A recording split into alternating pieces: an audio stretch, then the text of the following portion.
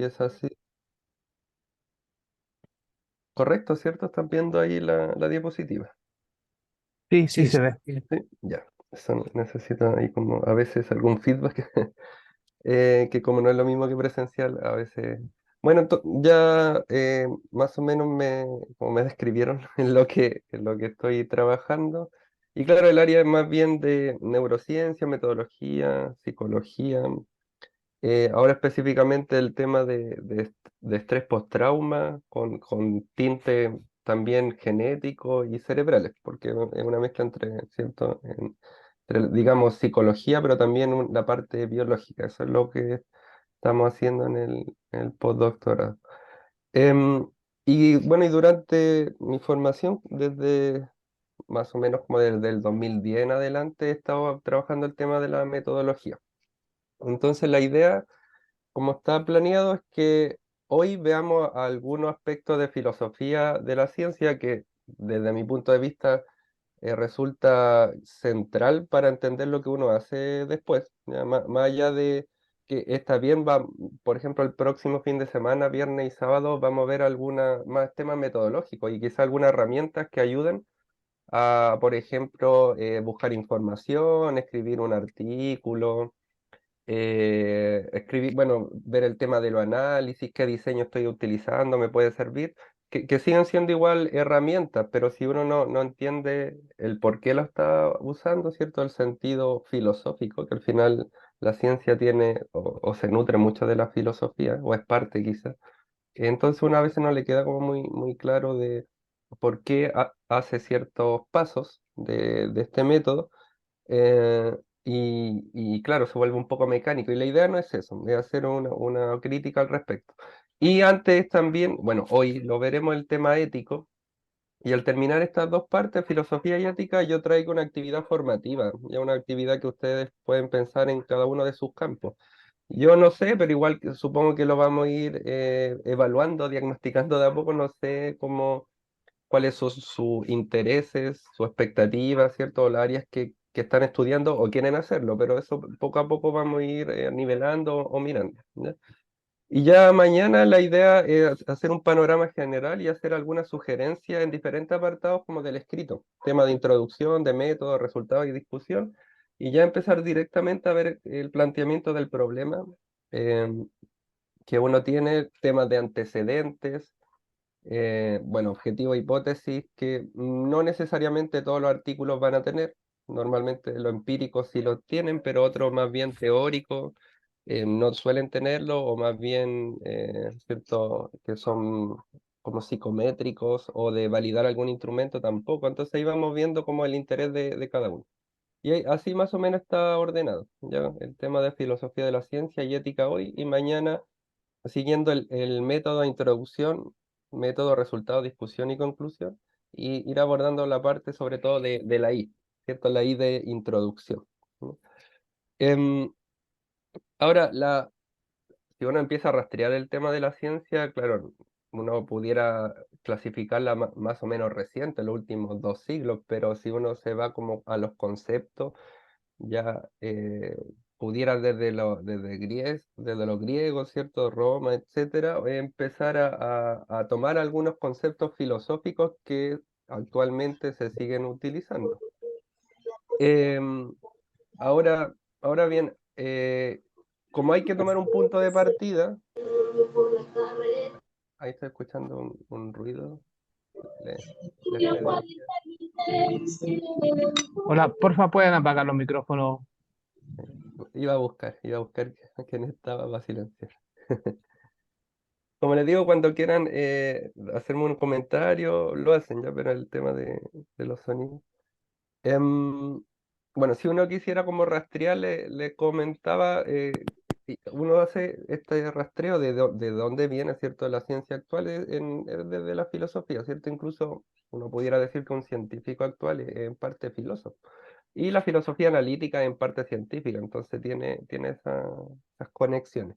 Y hay autores que seguramente a ustedes les suena como Kant, ¿cierto? Con el tema del a priori, el imperativo categórico, ¿cierto? Hume, cuando hablaba del empirismo, de esta distinción que hace entre la impresión y la percepción, Bueno, Kant también habla esto del fenómeno y del neumo, ¿no es cierto? De conocer la cosa en sí, la ontología, la realidad de las cosas, el neumono, o de conocer a través de los sentidos, de los fenómenos, como que nunca podemos acceder a la realidad.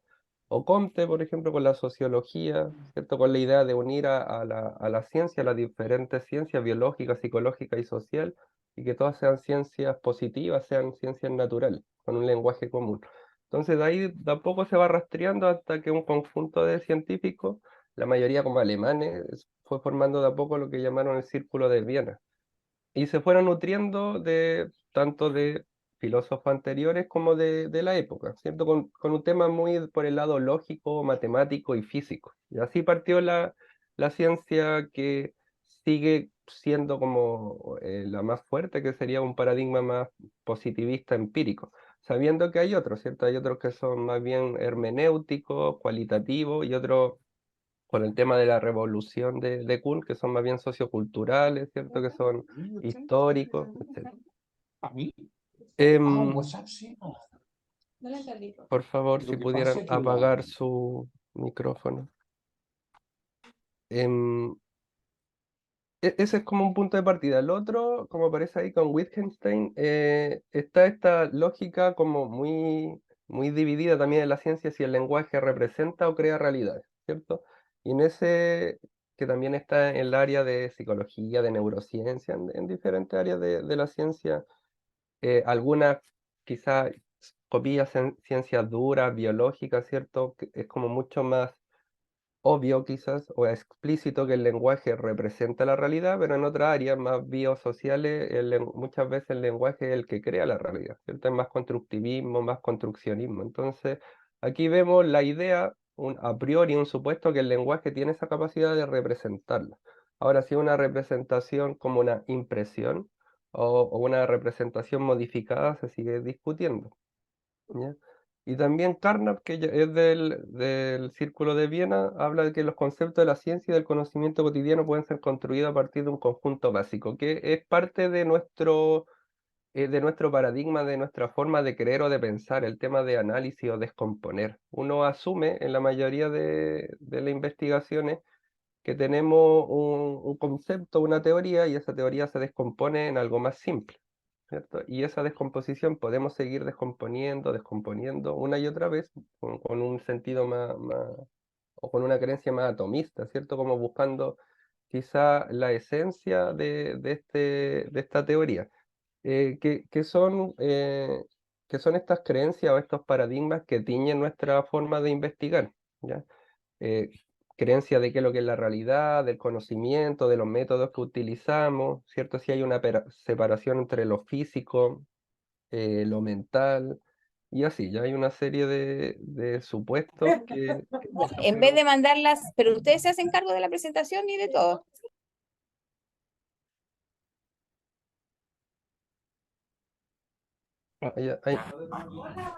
Ahí sí, ahí puedes seguir, Francisco. Ya, gracias. Hay una serie de supuestos, como les mencioné. También en esta época, no directamente en el Círculo de Viena, nació no solo del conductismo, también ahí está el pragmatismo y otra serie de influencias filosóficas de que la conducta era posible describir, ¿cierto? A partir nuevamente de un pensamiento bien atomista, de descomponer, de análisis, ya de buscar lo simple. Hasta que llegó lo que se conoce como neopositivismo o positivismo lógico, que tiene una serie de características que pasaré ahora a mencionar, pero seguramente lo han escuchado, que tiene como estos dos supuestos principales. Siguen siendo supuestos y siguen siendo paradigmas o creencias, ¿cierto?, que tienen los científicos de abordar la realidad, el conocimiento y sus métodos, que tiene que ver con el supuesto de que existe la realidad, ¿ya? De que tanto lo biológico, lo psicológico y lo sociales son hechos naturales, ya son hechos, existen, y lo otro que es posible conocerlo a través de los sentidos. Muchas veces esto de los sentidos que uno dice no es netamente observación, ¿cierto? Uno crea herramientas para poder levantar esa información. Cuando uno habla de tecnología como, no sé, microscopios o telescopios, lo que está diciendo es que quizás simple vista A nivel empírico no lo podría ver, pero sí a través de esta tecnología pudiera ver algo que antes parecía que no existía, ¿cierto?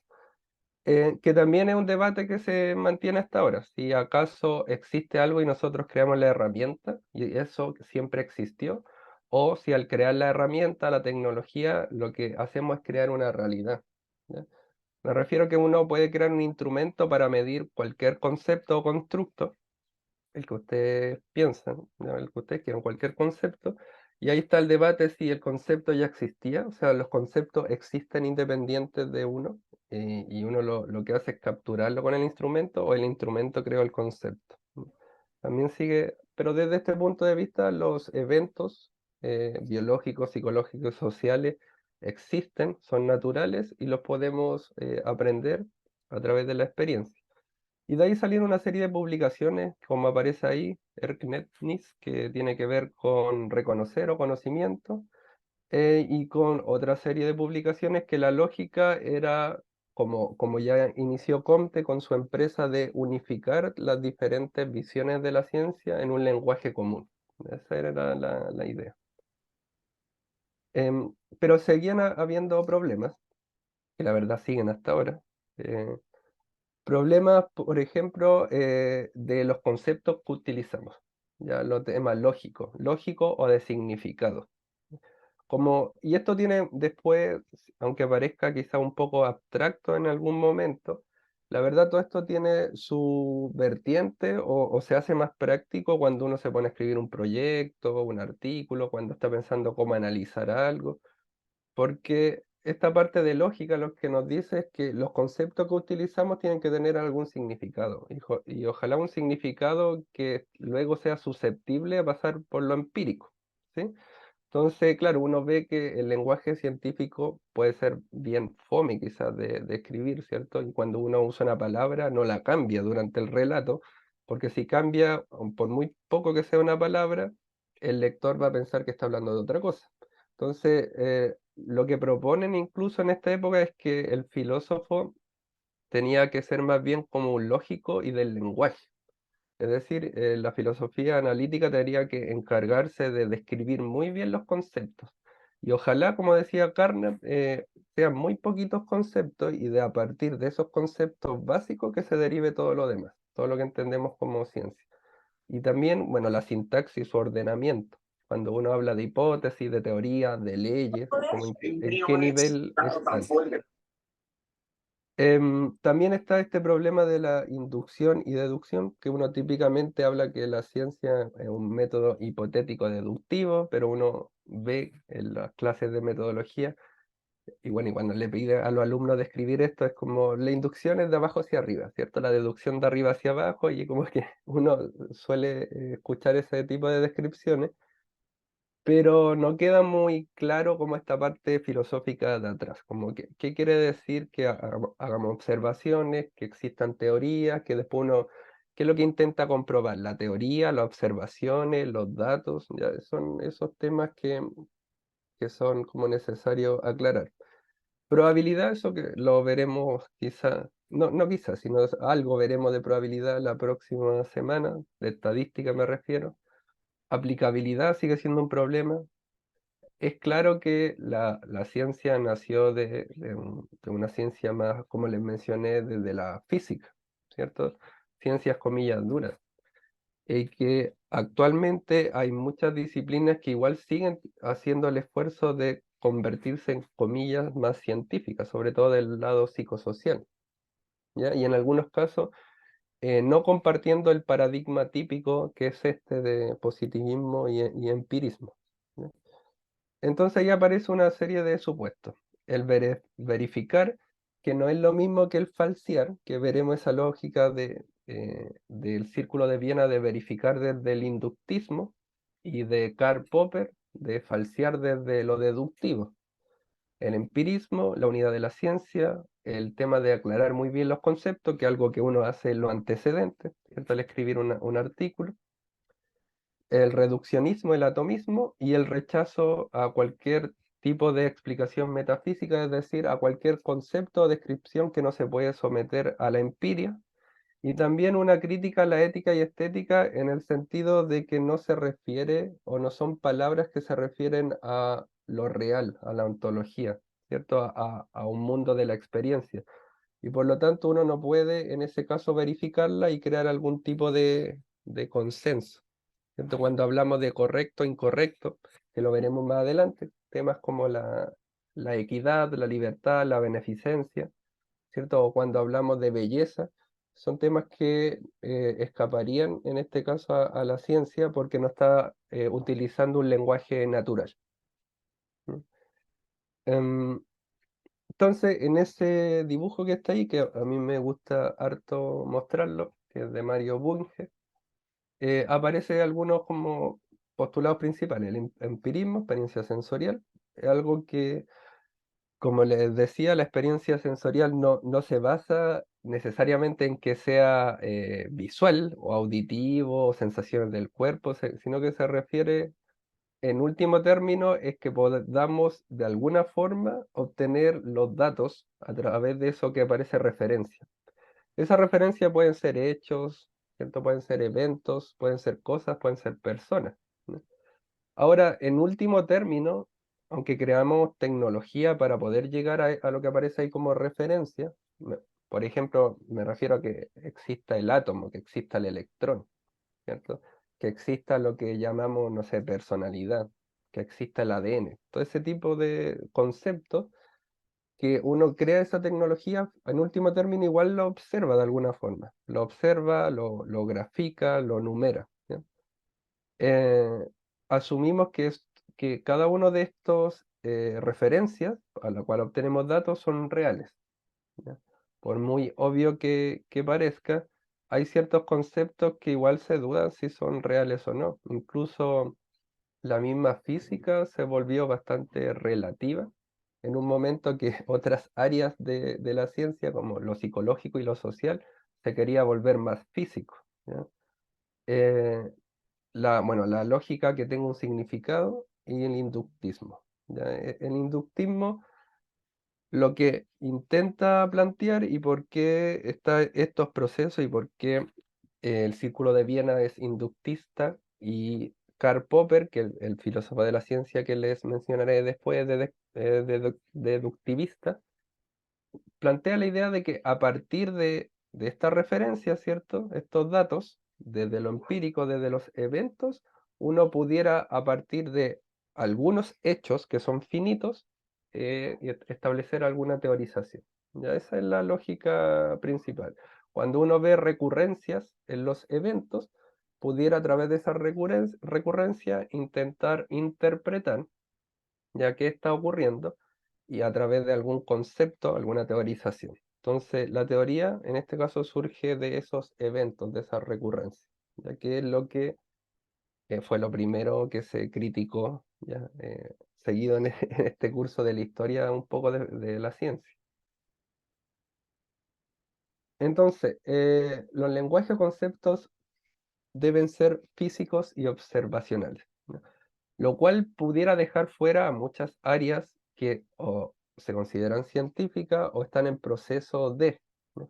Igual eso es debatible, como que cuál es, no, yo ahora mismo no quiero como mencionar ninguna en específico, pero sí hay áreas más, como les mencioné, física, química, biología, que son mucho más, no estoy hablando de ciencia factual, ya no de formales como matemática o la lógica, sino de ciencias que basan su información en hechos, ¿cierto? No en su lógica interna.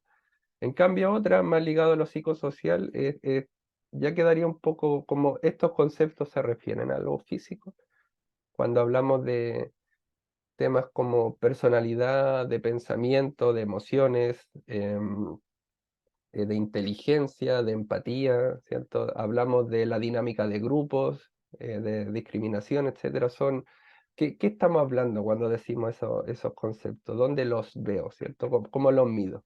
Y si los mido, ¿estoy utilizando los métodos correctos? ¿O al utilizar esos métodos estoy creando esa realidad o es una realidad que existe ya independiente? Entonces ahí hay una complicación que hace que, bueno, como quizá han escuchado, se generen crisis, ¿cierto? Que es lo que dice Thomas Kuhn, las crisis y los cambios de paradigma. Entonces, uno genera, o se hace esta dicotomía, esta distinción. Esteban, te acabo de mandar el link por el correo. em, He escuchado hartas conversaciones. Como les decía, uno se genera esta dicotomía entre, y que también se pide, o sea, se pide en la escritura de de un proyecto, de un artículo, de ser lo más imparcial posible, ¿cierto? De ser neutral, de no hacer juicios de valor. También ahora en la misma escritura de artículos se pide que el lenguaje no sea discriminatorio, por ejemplo. Eso también lo podemos abordar la próxima fin de semana. Eh, que por experiencia les comento, cuando uno envía artículos me ha llegado como respuesta que cambie ciertas palabras en el lenguaje, ¿ya? Em, entonces, por un lado está lo que se llama protocolar, que sería la descripción lo más fidedigna posible de la experiencia sensorial. Que quede claro que ella dice fenómeno. Cuando dice fenómeno, ya igual hay un salto evidente de que el fenómeno es una descripción de la percepción que tenemos de algo, de lo que sea. Ya da lo mismo si uno está como en el microscopio mirando algo, como les dije, el telescopio, o está mirando personalidad de alguien, o etcétera, a través de una herramienta, una técnica. Siempre es un fenómeno, o sea, desde ya se da como por sentado o a priori que no conocemos las cosas en sí mismas, sino a través de artilugios, o por último a través de nuestros sentidos, ¿sí? Pero hay que hacer la descripción de esta experiencia, la referencia y el dato.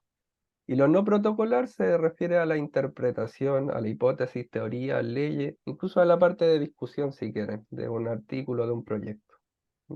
Ahí uno intenta explicar, crea conceptos y crea modelos que son relaciones, ¿cierto? De esos conceptos. A veces son correlaciones, otras veces son causalidades, pero todo esto que está acá, estas proposiciones fácticas, protocolares y no protocolares, se asumen, son a priori. O sea, son incluso, eh, son supuestos de que, por ejemplo, los conceptos se relacionan.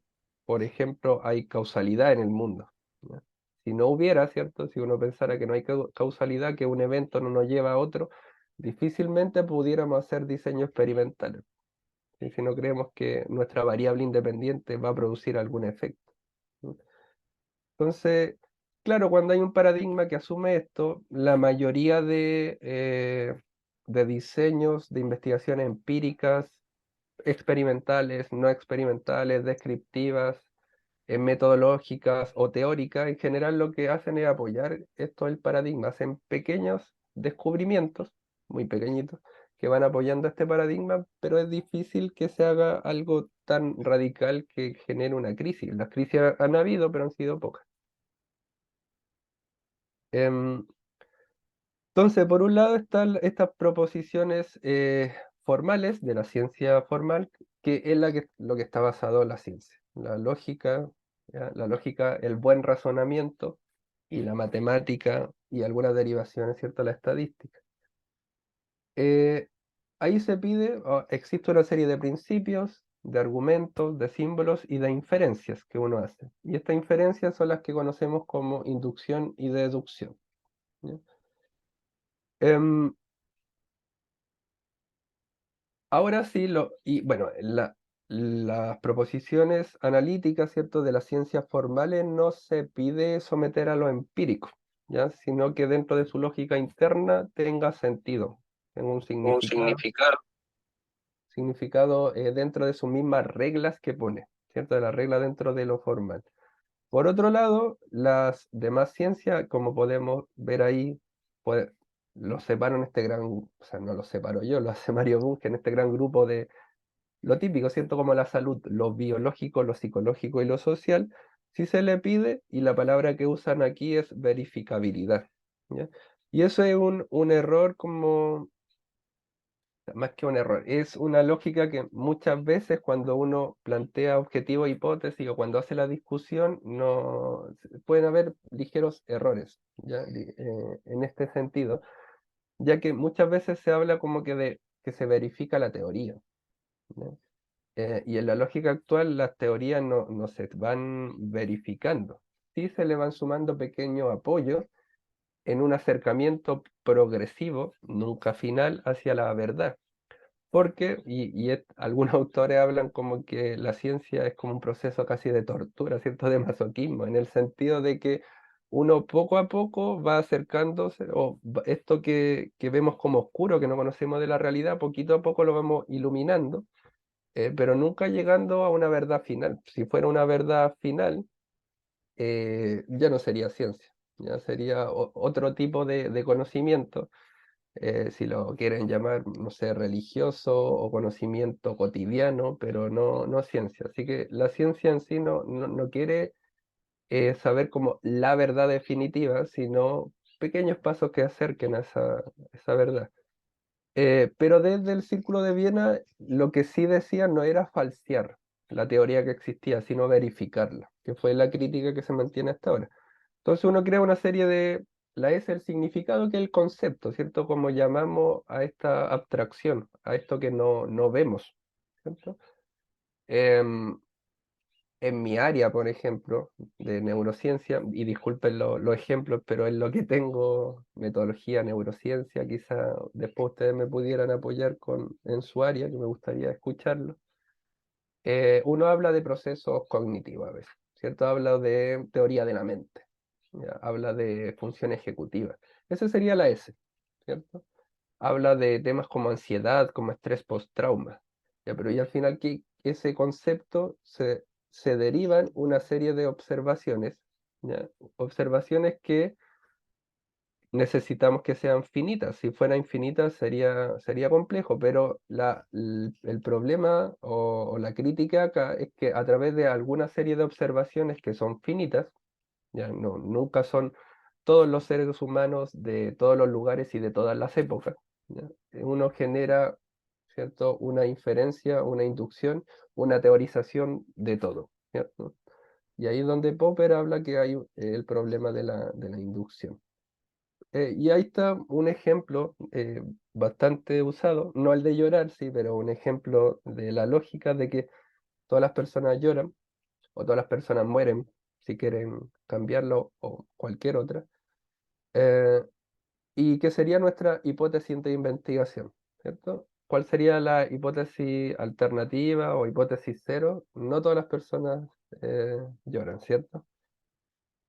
Tanto si es por la hipótesis de investigación como por la cero o la alternativa u otra, ambos son infinitos. Tendría que describir o hacer observación de tanto de las personas, por ejemplo, que lloran, como también de las que no lloran, ¿ya? Y cualquiera de las dos, ya sea personas que lloran, o mueren o no mueren, o cualquier otra descripción que ustedes quieran, tendría que agotarla de manera tanto todas las personas en el mundo y en el tiempo del ser humano, ¿sí? Lo que también después hace pensar de que la ciencia es histórica, que es lo que nos dice Thomas Kuhn más adelante. Una empresa histórica depende del lugar y del tiempo. Y lo que más podemos decir en el tema inductivo es que ahora existe una persona, ¿cierto? Que yo la observo, que la mido, etcétera, que no sé, que está llorando en este caso, ¿ya? Puedo observar una, 100, 1000, puedo que sea estadísticamente significativa, ¿cierto? Puedo hacer un muestreo, crear toda la tecnología adecuada, pero sigue habiendo un margen de error porque no son todas, ¿cierto? Es un proceso, sigue siendo inductivo a lo que yo a través de esta inducción hago una generalización, ¿no? Em, entonces, basándose en esta lógica y en las ciencias más formales, es decir, la lógica y la matemática son las que, junto con la filosofía, son los que van dándole dirección a la ciencia. Hay una serie de principios o leyes, ¿no? La, que la que quiero destacar es la que aparece como modus ponens, que es la que da como sustento a la filosofía de Karl Popper. La otra, por muy obvio quizás que parezca, es que el tema de identidad, ¿cierto? A es igual a, o una afirmación no puede ser verdadera y falsa al mismo tiempo. ¿Sí? No puede llover y no llover en el mismo tiempo, en el mismo lugar. Afirmaciones verdaderas o negaciones verdaderas, no hay una tercera opción. Uno a cada una de estas lógicas, ¿cierto? O leyes, pudiera buscarle, ¿cierto? Su resquicio, quizás, ¿cierto? O plantearla de otra forma. La doble negación es, ¿cierto? Una afirmación. ¿Ya? La negación de la negación hace afirmación. No es cierto que no estoy leyendo, quiere decir que sí estoy leyendo. Y el modus ponens es la lógica, como les mencioné, de Karl Popper y de la deducción. ¿Ya? Y aquí está el ejemplo que si llueve, entonces mojado. Entonces, si encuentro a nivel empírico mojado, quiere decir que está lloviendo, ¿no? Aquí el llover, considérenlo como un concepto teórico, abstracto. ¿Ya? Yo eso no lo veo, ¿cierto? El concepto no lo veo. Es la parte, llamemos tácita, implícita, abstracta, ya es lenguaje, ¿ya? Pero se supone que este lenguaje está describiendo la realidad, se supone, ¿ya? ¿Y qué es lo que puedo ver? Que alguien está mojado o no, ¿ya? Ahora puedo tener más consecuencias o derivaciones. Si lo vamos a la de más abajo, puede que no vea que alguien esté mojado, pero veo que está con un abrigo. Y entonces, si veo mojado y abrigo, lo más seguro, ya si es mojado, si es abrigo, es que hay lluvia. ¿Sí? Eh, Ahora, lo que se pregunta, no, bueno, aquí lo veremos, es de dónde sale la primera afirmación, ¿cierto? La A. Y lo segundo es que esa relación o esa causalidad A y B también debiera ser verdadera. Debiera uno asumir que existe A, como que existe el concepto, no es que lo creamos, sino que existe, es natural, y luego que la relación A y B también existe. ¿Mm? Para las ciencias factuales, que ¿cierto? Es lo que estamos, me imagino, la mayoría, ¿cierto? En este proceso, bueno, junto con la docencia, mucho hacemos temas quizás más prácticos o clínicos, no sé muy bien cómo llamarlos, fuera de la universidad, pero también vinculación con el medio y también queremos, ¿cierto? Generar conocimiento, publicarlo a la comunidad científica, ser sometido al escrutinio también y ir mejorando. Entonces, claro, las ciencias, la mayoría son factuales, que es necesario someter no solo, ¿cierto?, este conocimiento o esta teoría a lo empírico, sino también, como les mencionaba, a la revisión de los pares, a la mejora. Ahora, lo que no se somete a lo empírico es la ley o la teoría. Lo que se somete a lo empírico son sus derivaciones, sus consecuencias, su operacionalización, si lo quieren ver así. Lo que yo puedo medir.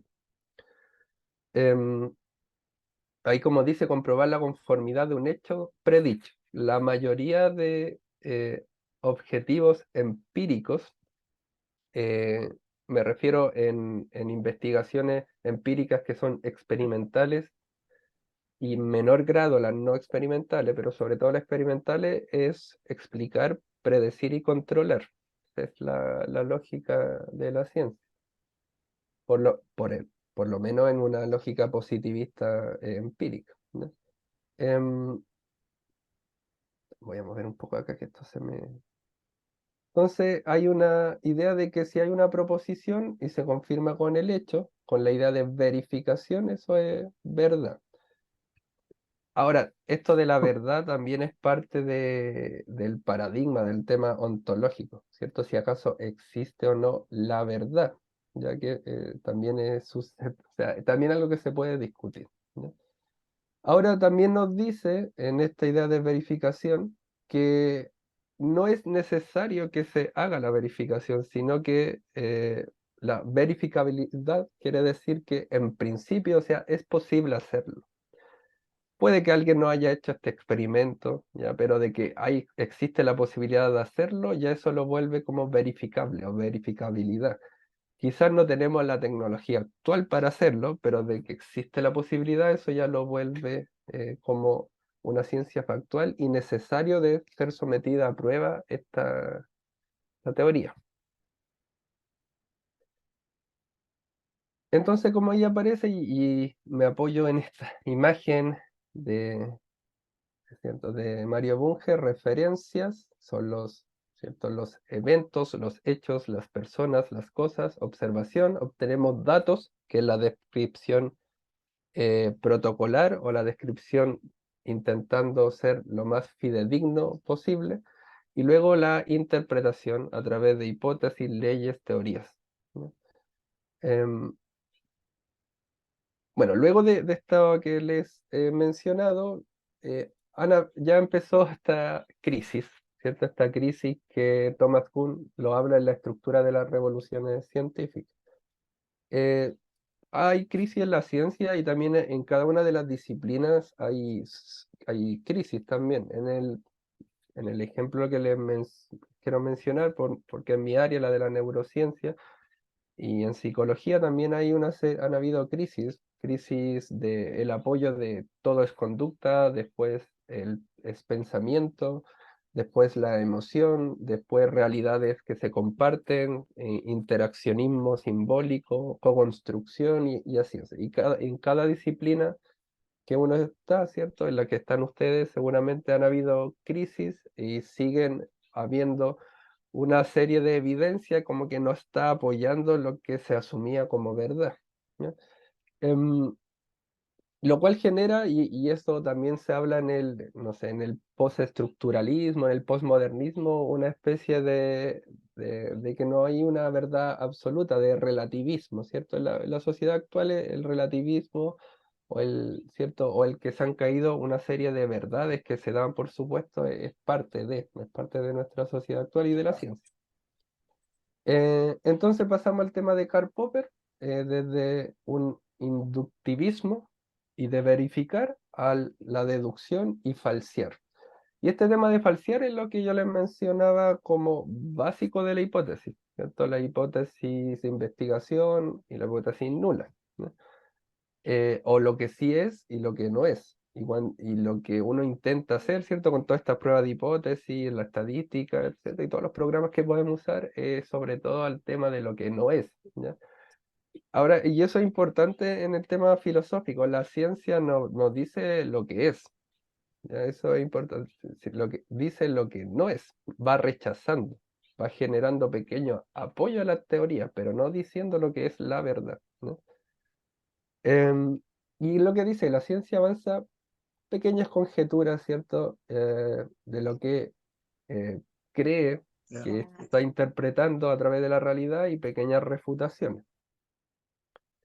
Entonces, ¿qué dice Karl Popper? Critica el inductivismo, apoya el deductivismo y dice la observación inductiva siempre, nosotros, el ser humano, los científicos, estamos llenos de sesgos, ¿cierto? Tenemos sesgos, estamos impregnados en teoría y claro, uno ha visto, lo sabe, ¿cierto? Esto ya, las revistas han tomado sus precauciones de que a lo largo de la historia de la ciencia se ha falseado mucho, ¿cierto? Se ha falseado mucho resultados, se han cambiado, la estadística da para todo, así que uno pudiera fácilmente a través de algún gráfico o de sacar algunos datos poder entregar un resultado que es significativo.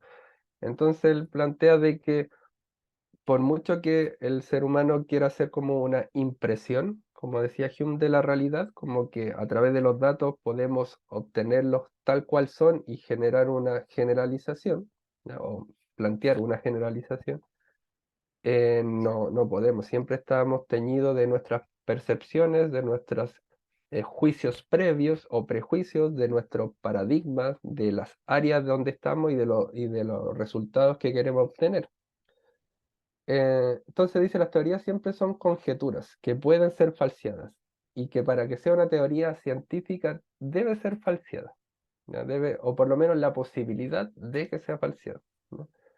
Lo que deja fuera todo el tema, en algún grado, esto igual se puede conversar, todo el tema metafísico, estético, e incluso lo ético, ¿ya? Bueno, ahora que todos los que hacemos investigación, y me parece, bueno, todo esto yo hago clases de ética en pregrado, y me toca también guiar tesis de magíster y actualmente estoy guiando una de doctorado. Y claro, lo del comité de ética es algo que todos nosotros debemos y es parte de someternos, ¿cierto? Al comité de ética.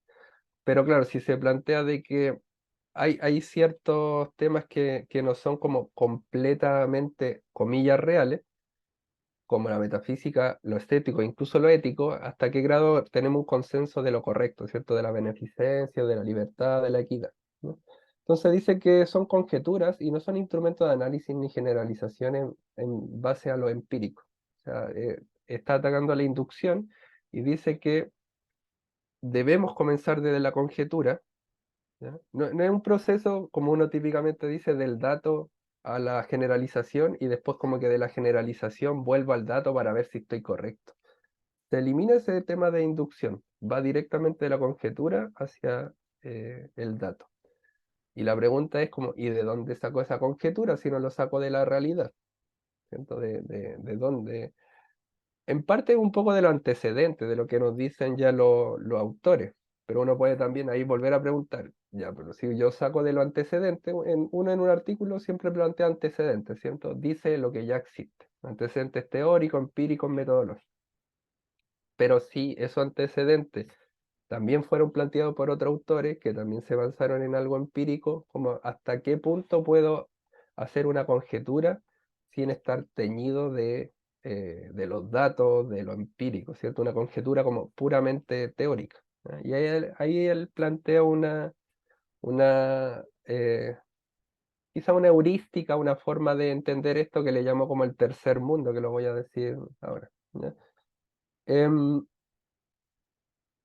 Entonces, ¿qué es lo que hace el filósofo de la ciencia y quizá también tema de epistemología? No reflexiona sobre temas metafísicos, estéticos, ni éticos, ¿no? Aunque uno entiende que, por ejemplo, actualmente en comité de ética ¿cierto? Hay muchos profesionales que están ahí, también personas que son fuera de la universidad, de la comunidad, tienen que estar ahí, y también filósofos. Ciertos filósofos están reflexionando, pero lo que plantea es que deben reflexionar sobre las teorías, ¿ya? No sobre temas, como les digo, éticos, estéticos, ni de metafísica. Sobre, a nivel conceptual, ¿ya? De poder explicitar, aclarar lo máximo posible los conceptos y de la coherencia interna de cada teoría, de los modelos y de la relación entre esos conceptos. Entonces, este error que le asume Karl Popper al círculo de Viena del hecho, dato y teoría, que es lo que aparece acá, ¿cierto? Él lo plantea que es la teoría, el dato y luego los hechos. Y los hechos tienen que falsear nuestra teoría, ¿sí? Ahora, una teoría que no, como aparece aquí abajo, teoría 1, una serie de consecuencias, contrastación empírica y la posibilidad de ser falseada, como aparece ahí, falsabilidad. Si hay una y otro intento de falsearla y no se logra, la teoría se vuelve un poco más robusta, hay un poco más de apoyo, pero nunca se confirma o se verifica bajo la lógica anterior, ¿cierto?, del círculo de Viena. Ya no se le llama ya verificabilidad, sino que es intentar falsearla. Hay algunas teorías, y este es el tema como lógico, que a veces uno dice, bueno, ¿cuándo es teoría, cuándo es hipótesis, cuándo es ley? Hay algunas teorías que son tan robustas y se ha intentado tanto falsear que le dan el nombre como de ley. Hasta que, ¿cierto? Alguna de estas consecuencias se logre falsear, por lo tanto, el falsearlo va a afectar este apoyo a la teoría. Y a veces se ocurren como recursos teóricos es que no se falseó la teoría, sino una nueva teoría anexa, como se intenta proteger, porque en general el cambio, y esto es parte también de la ciencia y del ser humano, igual el cambio cuesta. Entonces, como el cambio es difícil y las crisis son complicadas, entonces muchas veces se intenta que esta teoría no caiga, ¿no? Em, y esto plantea como la falsabilidad como alternativa. La ciencia no quiere alcanzar la verdad, ¿ya? Nunca alcanza la verdad, sino que se aproxima. Que aparece acá, em, bueno, yo lo publico en mis redes sociales, pero es de un artículo, la verdad, un artículo que se los puedo compartir. Plantea, y que a mí me parece como muy gráfico, muy lindo de ver, como No, esto es y mi jefecita me pidió un favor, sí que tengo que correr. eh, por ¿Listo, favor, Blanco? se les pide silenciar los micrófonos. Gracias. Voy a mirar el chat, a aprovechar si... ya, no sé. Bueno, si alguien me habla, igual voy a estar pendiente, dentro de lo posible del chat. Como les mencioné, luego de la lógica del círculo de Viena, de verificabilidad, ¿cierto? E inductivo, saltamos a falsear la teoría y deductivo, o sea, partimos desde la conjetura, desde la teoría. Con la idea de que la ciencia, yo les decía, comillas masoquistas, no quiere alcanzar la verdad, sino que se aproxima poco a poco a esta verdad, ¿cierto? Esto que es blanco acá, entonces si quieren, incluso lo tomamos como la metáfora de una habitación oscura, poco a poco vamos como alumbrando, siento como la atención focalizada, como que alumbramos un poquito más allá, un poco allá, y cuando nos damos cuenta que llegamos como al límite, o creemos que es el límite, vemos que hay otro poquito más allá, entonces seguimos ahí alumbrando y crece y crece. Entonces, claro, esto que está aquí nos dice que como que uno al inicio, ¿cierto? La básica, la media, sabe algunas cositas. Y se cree muy importante sabiendo eso. La ciencia igual tiene dentro de los principios el tema de la humildad. Luego aparece ya un magíster o qué sé yo, y como que me especializo en un tema. Y ahí es lo que aparece de este lado, me estoy especializando en el magíster. Y luego se supone hago el doctorado que es lo que sale ahí muy chiquitito como PhD, y empiezo a rascar un poquito como, y entrego una luz, o pujo un poquito más allá esta valla, ¿cierto? De lo que yo creía, o lo que el mundo, si quieren, pensaba que era verdad, y como que la empujo un poquito más, pero a un nivel de especialidad máximo. Entonces, claro, eso que creemos como que es la verdad definitiva, en esta lógica de falsear no es así, ¿cierto? Siempre esto va creciendo y creciendo y creciendo, ¿no? Em, Nunca explica todos los hechos de una disciplina en todos los momentos históricos, en todos los lugares, ¿ya? Lo que va acercando a un paradigma más sociocultural, ¿cierto? A una ciencia como empresa empresa no me refiero solo a algo económico, que lo es, sino como una coordinación y también una discusión, un debate, una competencia entre diferentes científicos, que incluso para competir se leen los artículos para saber en qué están y qué puede hacer de novedoso. Entonces, eso es un poco que la ciencia es algo histórico, que es una empresa, que es una producción de conocimiento y de tecnología. Que bueno, y que no refuta la teoría, ¿cierto? Sino que va generando cierto apoyo a sus consecuencias. Y eso la vuelve científica, que puede desmentirse. Entonces, aquí vuelve lo que les mencioné de la lógica de esto de la hipótesis y la hipótesis, bueno, de investigación y la nula, ¿cierto? Y todas sus derivaciones de la lógica que creo que lo mencioné antes del modus tollens, ¿cierto? Si ocurre A, se deriva B. Se puede derivar B, C, D, B1, B2, B3 y así una serie de derivaciones. También ese si ocurre A, el concepto, nos podemos dar cuenta que ese concepto, la verdad, no es el concepto central, sino que viene de otro más importante, que también tiene muchas subdimensiones, y seguir con este tema de descomponer, ¿ya? Y aquí hay algunos ejemplos cotidianos, ejemplos técnicos, un ejemplo médico, ¿cierto? Muchas veces se habla que en medicina hay ciertos signos o síntomas que son patognomónicos, son claves, ¿cierto? Que de estar presente como que asegura completamente el diagnóstico y que en otras partes, en otras áreas no, ¿ya? Y psicológicos. También ahí podemos, cada uno, un ejercicio que igual les voy a pedir, como piensen en su área, ¿cierto? ¿Qué se asume? Porque aquí hay dos cosas que se tienen que asumir y que es como base de la ciencia, de que un evento desencadena otro, o al menos un evento se relaciona con otro, ¿sí? Podemos hacer estudios que son descriptivos, donde decimos que lo que A, que lo que es B, lo describimos. Estudios con un alcance más correlacional, ¿cierto? Decimos que ocurre A y B, no sabemos si uno causa el otro, no sabemos si son causados por otro evento, pero sabemos que ocurren. o asumir esto, ¿cierto? Que uno es causa y el otro es efecto. Una es variable independiente, la otra dependiente. Entonces, ahí uno ve que si ocurre algo de esto, la A sería el concepto, la teorización. ¿Y qué es lo que podemos finalmente observar, someter o falsear en la B? Si la B no ocurre, asumimos que la A está perdiendo un poco apoyo, pero como mencioné, nunca falseamos totalmente o verificamos totalmente una teoría. Y aquí hay otro, ya directamente saltando esto del modus tollens a la hipótesis, ¿cierto? La vacuna Pfizer, por ejemplo, si vacuna Pfizer es efectiva, entonces no COVID.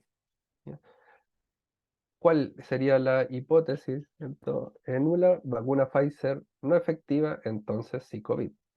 Si esto, sometiéndola a la empiria, lo que uno hace es rechazar o no rechazar, ¿cierto? No incurre al error de aceptar o no aceptar la hipótesis 1, sino a rechazarla o no, y el rechazarla genera un poquito más de apoyo a esto, todo el tema de la hipótesis 1 o de investigación. Aquí otro ejemplo con el autismo y patrones repetitivos, ¿ya? Y su hipótesis autismo no hay patrones repetitivos. Y esto, no sé si le ha pasado, yo creo que sí, que a lo largo en cada una de las áreas que ustedes están, ¿cierto?, trabajando, estudiando, uno ha visto que a lo largo como de la profesión muchas veces hay cosas que aprende que son como ciertas y poco a poco se desmienten, ¿cierto? Y se va generando eso bonito que es como la ciencia, ¿cierto? De que en algún momento parecía algo seguro, cierto, y ahora no. Ya, yo recuerdo, nuevamente, perdón, por ejemplo, de neurociencia, yo recuerdo que a todos nos decían que las neuronas no se multiplicaban. ¿Ya?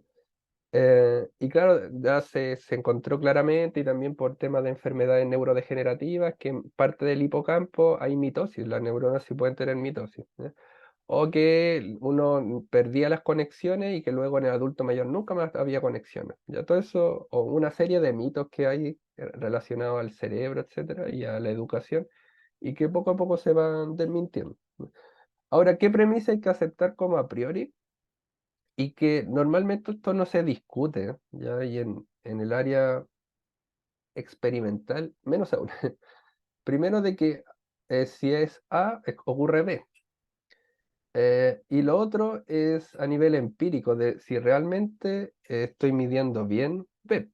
Si estoy usando las técnicas y los instrumentos, los procedimientos, los análisis correctos.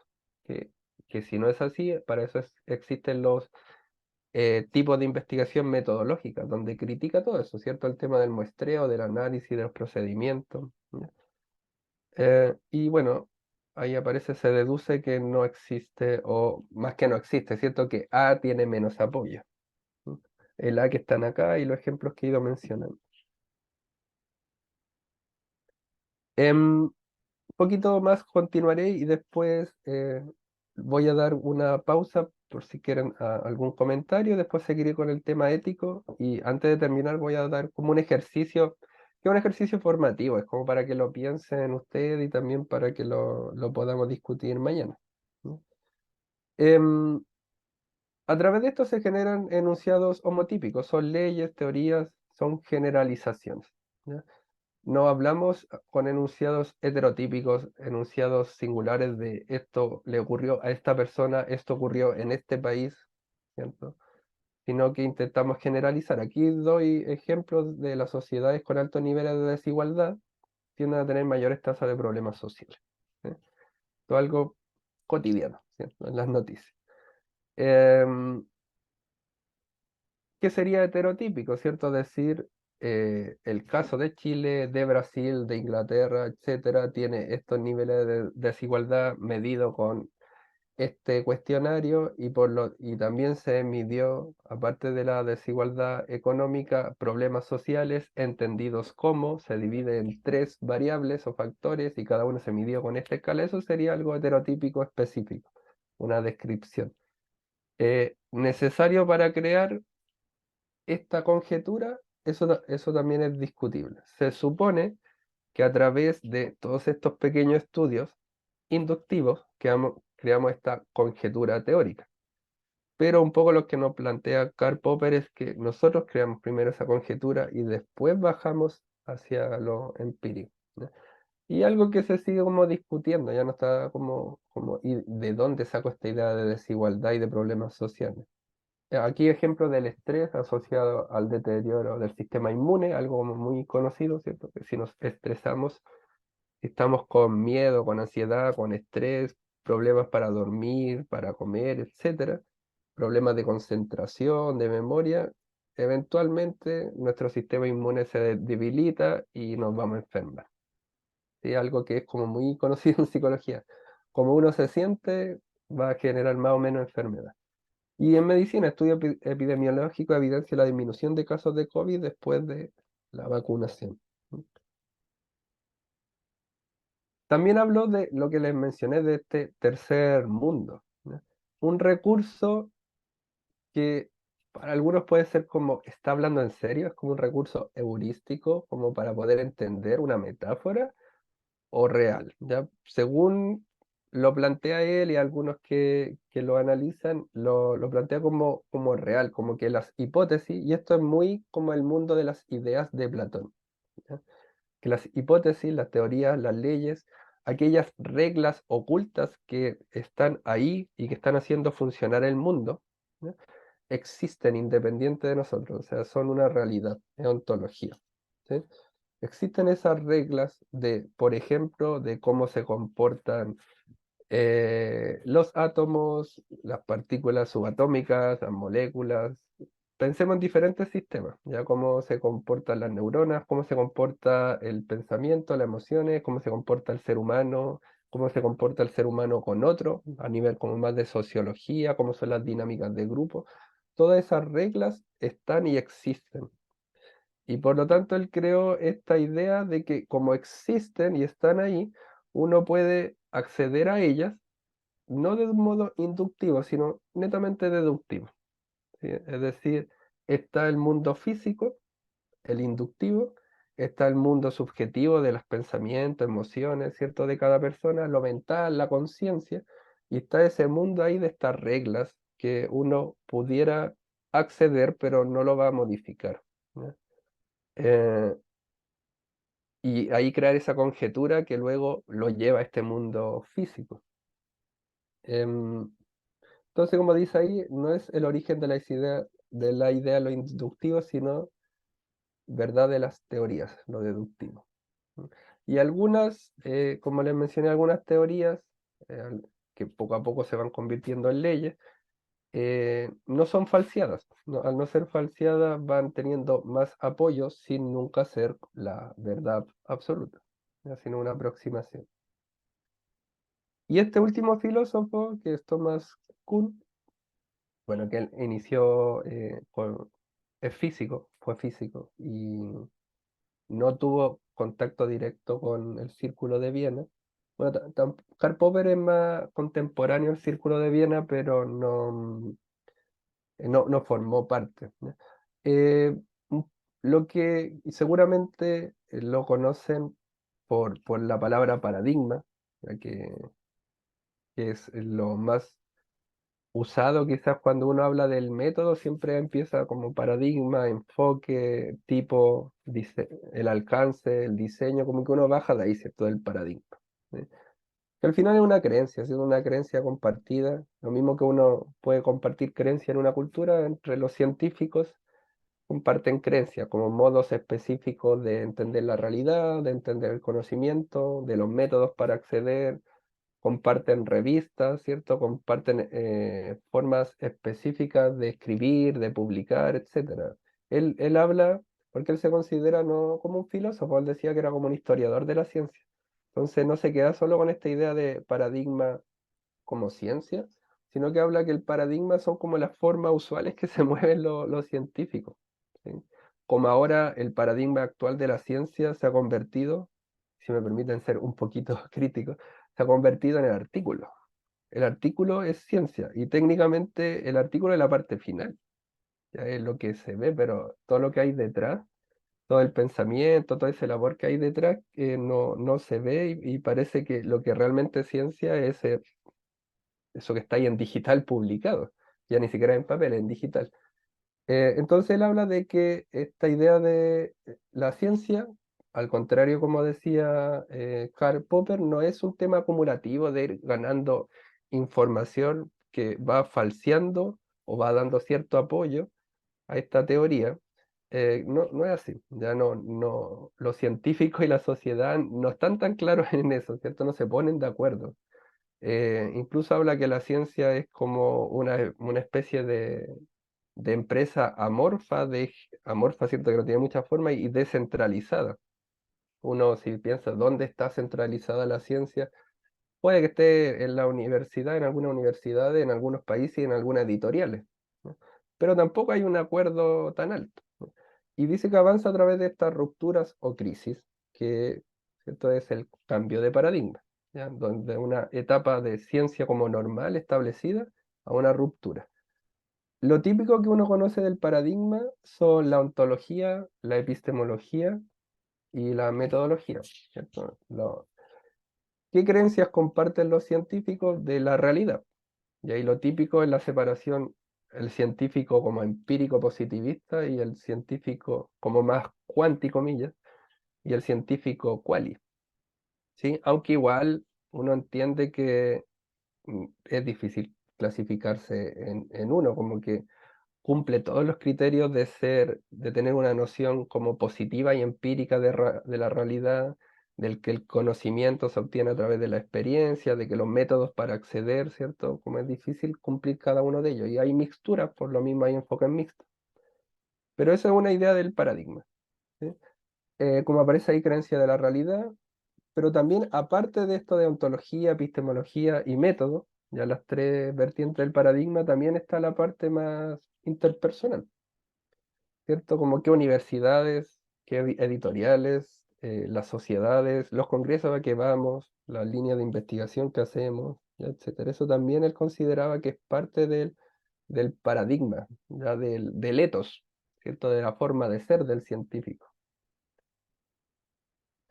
Ahora, yo esto lo quiero dar como ejemplo. La idea de paradigma ha permeado toda la ciencia, no solo como los que hacen metodología. Sin ir más lejos, que esto es común el constructivismo en, en el día a día, y cuando le hablaba yo creo que han escuchado el tema de postestructuralismo, ¿cierto? La sociedad postmoderna, la deconstrucción de ciertos conceptos, el relativismo, etcétera. También él ha llegado a esto, al constructivismo y la idea de crisis, de cambio de paradigma, ya de cómo el ser humano funciona como un pequeño científico donde tiene una serie de creencias que somete a prueba y que luego validan o invalidan lo que anticipaba, que este se llama círculo de experiencia del constructivismo. Y aquí también hay otro ejemplo: problema, solución, eliminar, aprender, ¿ya? Y les dejo esto que usted, cuando más adelante dé como el tiempo para los comentarios, preguntas, etc. Asumo que debe ser conocido, creo, el tema del paradigma y de los cuadros que se dividen bastante, o las tablas son bastante común, ¿cierto? Donde hay un criterio ontológico, la realidad, ¿cierto? Cómo se entiende la realidad, un criterio epistemológico y un criterio metodológico, ¿no? Voy a tomar un poquito de agua, permítame.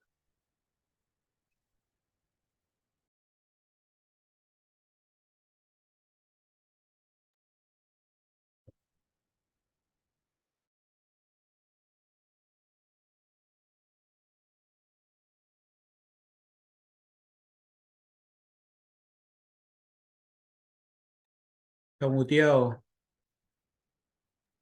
Perdón, perdón, gracias, Belko. Le decía que esto de acá no es tan puro como uno quisiera pensar muchas veces.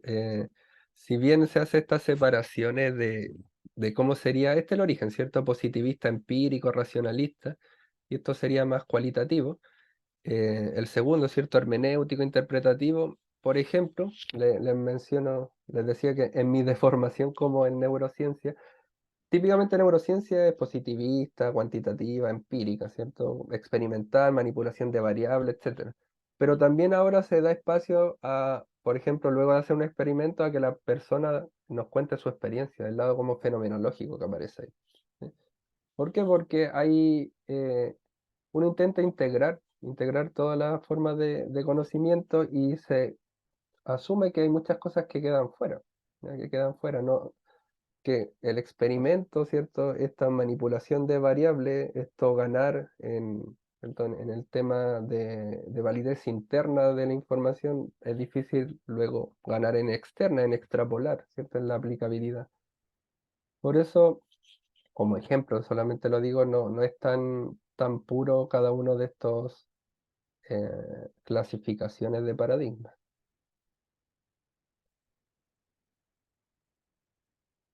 Ahora, para simplemente esclarecer lo que planteaba Kuhn, y que Popper y Kuhn son los principales exponentes de filosofía de la ciencia, él habla, como les decía, que la ciencia no avanza de forma acumulativa y falseando, ¿ya? Falsacionismo, como decía Popper, sino a través de crisis, ¿ya? Eh, Esta crisis igual es como una especie como de espíritu de la época, como el Selbstgeist, como hablan los alemanes, como que empieza a sentirse que lo que uno lleva haciendo quizás por una década, 2 décadas o más tiempo, como que ya esa teoría que siempre se usaba ya no está entregando los resultados que queremos, como no solo a nivel de aplicación, sino que su lógica interna, sus conceptos ya no dan abasto. Entonces, al inicio él plantea, sobre todo en el siglo XVII, que había una serie de observaciones, ¿cierto? La ciencia no era una empresa tan coordinada, o sea, no sé si tan coordinada, pero no era una empresa como ahora, sino que había algunas personas que por su acceso, por su educación, ¿cierto? Por la posibilidad de tener tiempo libre y hacer ciencia, hacían alguna que otra observación por acá y por allá, y estos datos no estaban ordenados, a veces los datos como aparece ahí, juxtaposición sin sentido, sin un orden, y que luego, poco a poco, ¿cierto? Se fue conformando con ciencias con nombre, con líneas de investigación, ¿cierto? Con disciplinas, donde se generaron poco a poco universidades, departamentos, sociedades, ¿cierto? Revistas, y uno actualmente, ¿cierto? Con el nivel de especialización que hay, uno más o menos ya sabe quiénes son los que escriben en cada área o en su área, ¿cierto? Cuáles son las revistas más importantes, ¿cierto? Las universidades que publican sobre ese tema. O sea, hay un nivel de especialización muy alto, ¿sí? Eh, pero él habla que para que haya este cambio, igual como le mencioné en el ciclo de la experiencia y como ocurre en la vida, o sea, en psicología, ¿no? En la misma terapia, las personas crecen a través de las crisis, ¿no? Esa es una de las lógicas. Entonces, para que crezca la ciencia necesita de estas crisis, que aparece ahí descrita como que hay una revolución, hay anomalías, tema inexplicable, contradicciones, ¿sí? Y esta idea del falsacionismo, de ir despejando, generando pequeñños apoyos, cuando no va ocurriendo, va generando una especie de crisis. Ahora, estas crisis que plantea Kuhn no son solo crisis científicas, igual la sociedad apoya.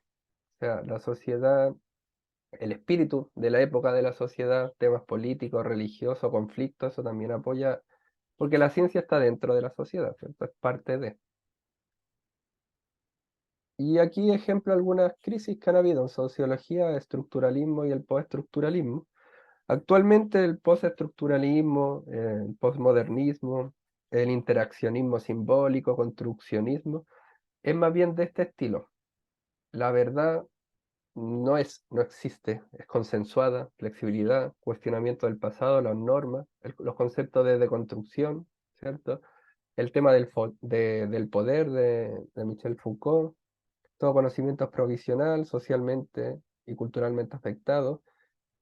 El que crea que la ciencia está aparte de temas políticos se está equivocando. Ya la ciencia responde por ciertos temas políticos.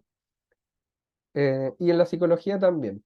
En la psicología existe, como que explica la conducta. Es el ambiente, son las emociones, son los pensamientos. También podemos ver un tema de predisposición. ¿Qué pesa más? Son los genes, la predisposición son la crianza, etcétera.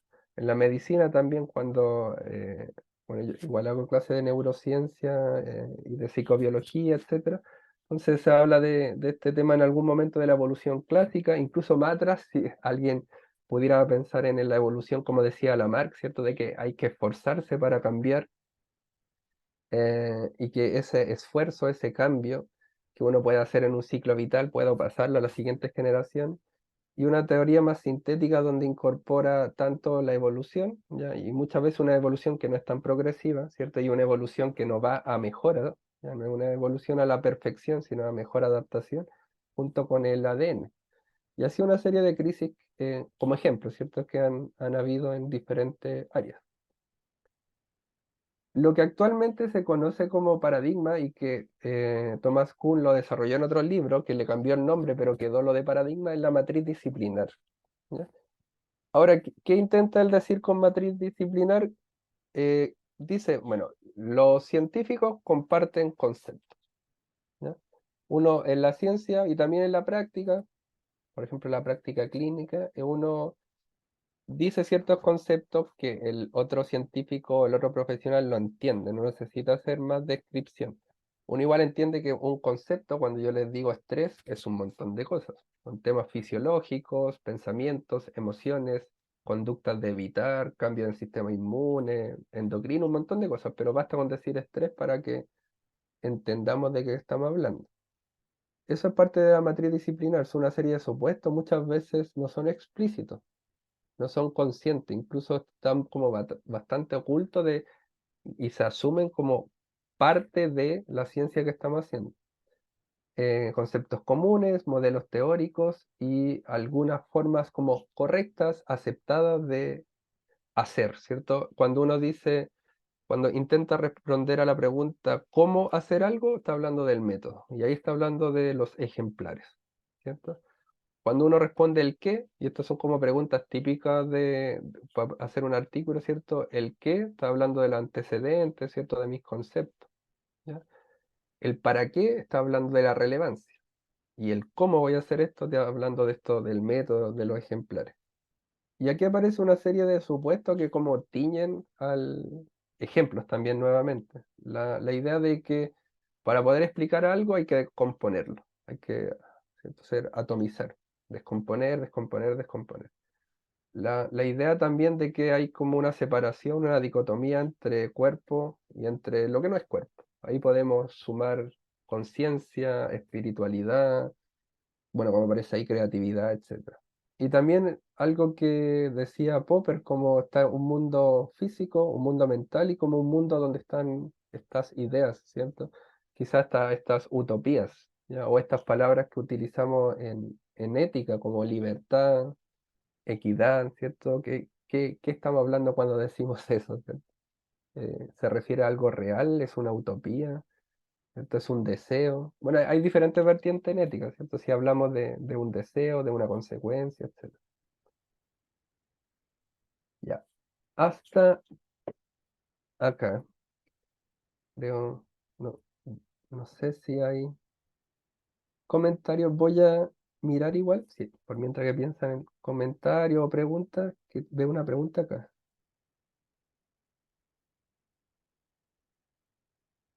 Dice esta evaluación de cada Popper sería a romper el canon de las ciencias duras de lo físico y matemático para acercarse a la corriente hermenéutica como forma de hacer ciencia. En la escuela. Claro, claro, ahí, gracias, doctor José. Claro, hay muchos autores, uno como tienen que hacer una recopilación a veces histórica y bueno, los que cuentan la historia no son varios. Claro, fue una ruptura y posibilitó el surgimiento, no sé si, claro, rompe el canon, tampoco es la caída ni nada de las ciencias, comillas, duras, como la física, ¿cierto? La química, etcétera, o las ciencias más formales, como la matemática, la lógica, pero claro, ahí permite, o permitió con esto deductivo de la conceptualización, ¿cierto? Porque en la parte psicológica, psicosocial, ¿cierto? Y esto uno lo ve muy como, perdón, un ejemplo como muy, muy básico quizás, pero y muy filosófico, no lo sé, uno observa cosas, ¿cierto? Ahora observo el computador, observo mi celular, etcétera. Si uno quisiera, ¿cierto? Poder hacer una impresión, una percepción de eso, se supone que el concepto que estamos utilizando como celular, que yo utilizo ahora, o mesa, etcétera, está basado en algo inductivo, en algo físico, en algo que existe y que es difícil discutir. ¿Sí? En cambio, los conceptos más psicosociales son complejos, son de por sí como que no están basados directamente de lo, comillas, físico, de lo observable. ¿Cierto? Uno puede, ya de por sí, por crear esos conceptos, necesita hacer un salto lógico, ¿cierto? Cuando uno dice empatía, o cuando yo les decía teoría de la mente, o incluso cuando utilizamos el concepto de atención, por ejemplo. ¿Qué es lo que es atención? Es que la gente me mira. ¿Cómo sé que me mira? Porque tiene los ojos abiertos. Sé que puede parecer un poco burdo, pero esos saltos permite el paso a esos paradigmas que usted menciona como una corriente más hermenéutica y después con Kuhn, sociocultural. No sé si hay algún comentario o algo que pudiera ayudar a responder y que si no, en conjunto podemos buscar, ¿no? Ya, voy a seguir un poco más y voy a dejar esta, digamos, tarea. Actividad formativa, la verdad lo llamo, es una actividad como para practicar lo que aquí hemos visto, ¿no? Eh, por el tiempo, creo que me excedí en la cantidad de material que traía hoy, pero mañana continuamos, como ya les dije, pasamos al tema del método de introducción, método, resultado, discusión y conclusión, viendo sobre todo, eh, primero el cómo comenzar, ¿cierto? Cómo comenzar en este punto, eh, un poco los diferentes pasos, etapas del método científico y el tema de la introducción. Y ya la próxima semana, el método, ¿cierto? Ya, ahora los quiero como llevar a esta parte de la ética, que sí van a estar los principios, porque la ética en ciencia es deontológica, está basada en principios a priori, ya de lo que planteaba Kant, pero a pesar de eso, igual quisiera dar como un poquito de reflexión de estos principios que, como ya decía un poco más arriba, no yo, ¿cierto? Los otros autores, pudieran igual cuestionarse, ¿cierto? Es decir, por un lado entendemos la ciencia, pero por otro lado la ética, uno puede preguntarse, ¿es o no de la ciencia? O sea, típicamente la ética es una rama de la filosofía, ¿cierto? Pero también la filosofía, su rama más científica es analítica y se ha ido acercando a la ciencia. Y yo me encanta la filosofía, la apoyo, creo que es los principales que entregan insumos para generar nueva idea y creatividad. Entonces aquí también uno puede ver como la ética y estos principios a priori que se han ido aprendiendo a lo largo de la historia y de los errores que ha cometido la humanidad, son igual, se pueden cuestionar, ¿sí? Ahora aquí el etos, ¿cierto? Como la manera de comportarse del científico, ¿cierto? El etos, creencias, valores, hábitos y cuáles son, ¿cierto? ¿Cuáles son estas creencias, estos valores de un científico? Más allá de lo que dicen los principios, ¿cierto? Más allá de que uno cuando postula al comité de ética puede leer, ¿cierto? Puede saber el código de Nuremberg, el informe Belmont, Helsinki, las pautas SIOMS que ahora son comunes, ¿cierto? Uno puede ver eso, pero más allá de escribir en un papel, ya estos son los principios que voy a respetar, la idea es también hacer como una reflexión de por qué son esos, ¿no? ¿La ciencia tiene una forma clara?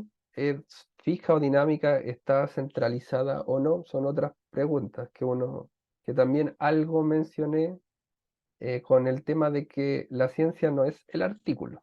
Sí es algo que se pide bastante, que es parte de someterse al escrutinio de los pares, pero desde mi punto de vista la ciencia no puede convertirse en cuántos artículos publico, la cantidad de artículos, ¿no? ¿Cómo debiera ser? Ya postulan muchos filósofos.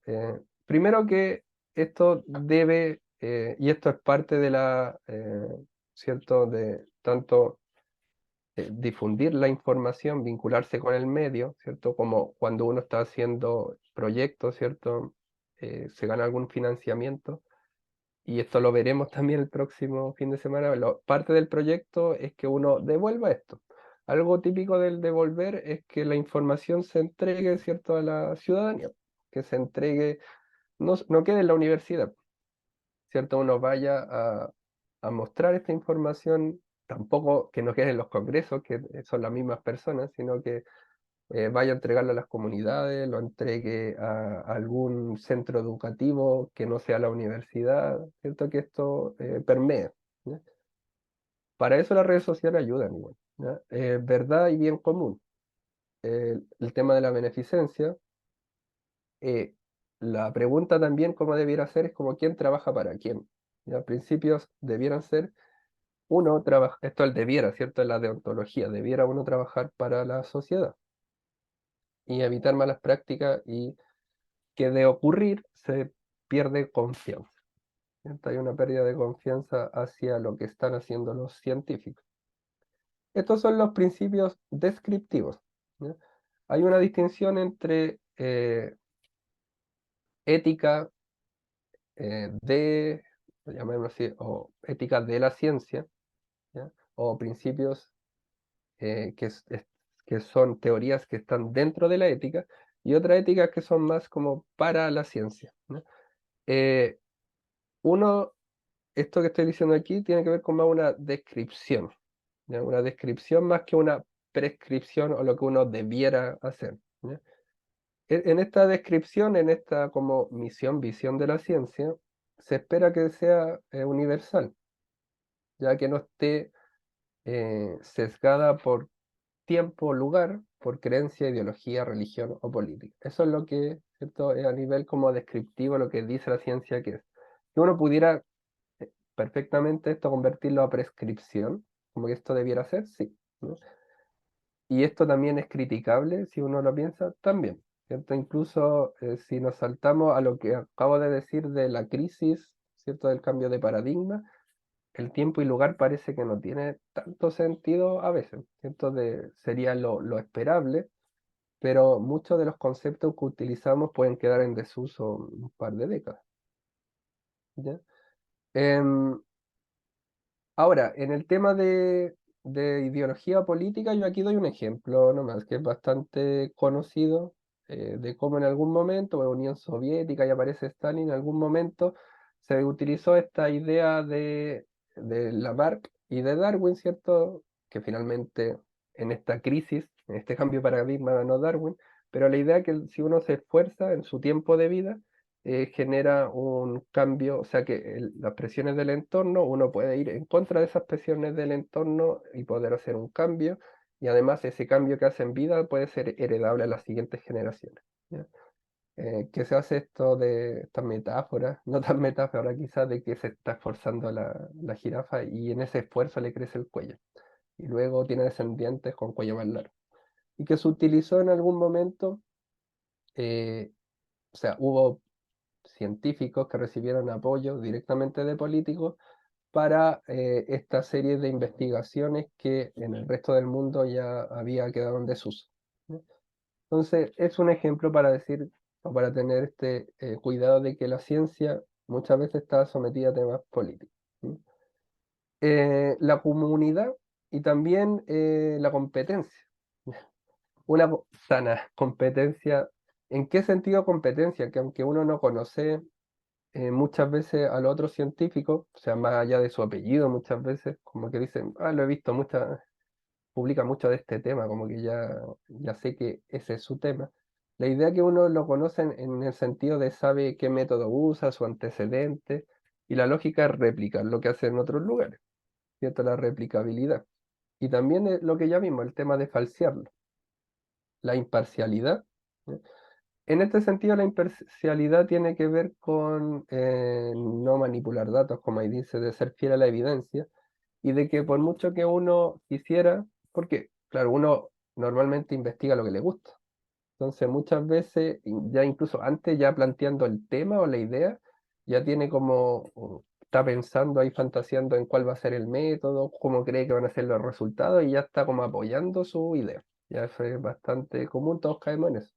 Entonces la idea es que independiente de lo que nos gustaría que fuera, uno sea lo más fiel, ya que es un principio ético, la fidelidad a la evidencia. ¿Ya? Y aquí hubo un caso muy conocido de ClimateGate, donde se supone se sometió luego a mucho escrutinio público y muchas universidades, científicos fueron a revisar estos datos, pero hubo una filtración de mail donde decían que todo lo del cambio climático que lo había generado el ser humano no era tal. Ya se había manipulado, se supone, toda esa información, es muy fácil manipular los gráficos, se cambiaron algunos números y al final no era que el ser humano estaba creando el cambio climático, sino que era algo propio, algo circular, algo que ocurre en el planeta. Y al final no, quedó como no tan claro, pero quedó la idea de que sí, el cambio climático existe y que el ser humano lo está provocando. Y el escepticismo organizado. Ahí está claramente el falsacionismo de Karl Popper. Y por ejemplo, temas de la revisión de pares y todo lo que vemos en el ámbito también educativo, ¿cierto? Tenemos una serie de herramientas que cuando uno le pide a los alumnos que hagan un escrito, un proyecto, un artículo, siempre les decimos, ¿cierto? Que no caigan en este problema de las citas, ¿cierto? De las referencias, que tienen que parafrasear, etcétera, que tienen que ellos crear, ¿cierto? Su forma de entregar el contenido, etc. Ahora, en temas éticos, no hay un método, ya le mencionaba, llevo un par de años haciendo como esta asignatura de ética en pregrado y en algunas más de posgrado. No hay un método unívoco, como dice ahí, donde vamos a asegurar que los científicos sean éticos. ¿Sí? Algunos postulan, y aquí les voy a mostrar algunas teorías cortitas, de que independiente de todos los principios que existen, en último término es como uno solo, cada persona en su fuero interno, donde decide lo que es correcto o no. ¿Sí? Sí se espera que incluso en la universidad, en la malla, ¿cierto? Haya formación clara en ética, ¿sí? Independiente de la carrera. Ética para la práctica y ética para la investigación, ¿no? Y hay una serie aquí de preguntas que, ¿quién sirve a quién, cierto? ¿Los científicos, la sociedad o la sociedad científica? ¿Cómo se puede evitar influencia de ideología? Son preguntas pendientes, ¿ya? ¿Cómo los científicos pueden servir mejor a la sociedad? Esto uno lo ve bastante, no quiero decir ahora que científicos, pero una pregunta, ¿acaso deben involucrarse? ¿Cierto? ¿Acaso por ser científicos como reconocidos me refiero? ¿Ya? ¿Acaso deben involucrarse no solo en temas de ciencia, porque pueden hacer cierta difusión sino también en temas, por ejemplo, políticos? ¿Y qué rol juega la competencia entre investigadores, docentes y estudiantes? ¿Puede ser aprovechada o va a ser una competencia fútil de quién tiene más citas, ¿cierto? O de quién es dueño de su tema y no de otro técnicamente? Nadie es dueño de un tema, ¿cierto? La idea es colaborar. Este video lo voy a dejar para después porque voy a dejar para después o para el final. Dicho esto, esta introducción, pequeña reflexión, comillas, hay una serie como dice ahí, códigos, informes, pautas, etcétera, todo basado en la deontología, ¿cierto? En el deber, ya que viene del a priori, de Kant, del imperativo categórico, ¿cierto? De ciertos principios que uno puede afirmarse para, comillas, saber si esto es correcto o incorrecto. Son sugerencias eh, que, bueno, el código de Nuremberg derivó, ¿cierto?, de todo el tema de la Segunda Guerra Mundial, del nazismo, de crímenes que se hicieron tanto de guerra, pero también científicos.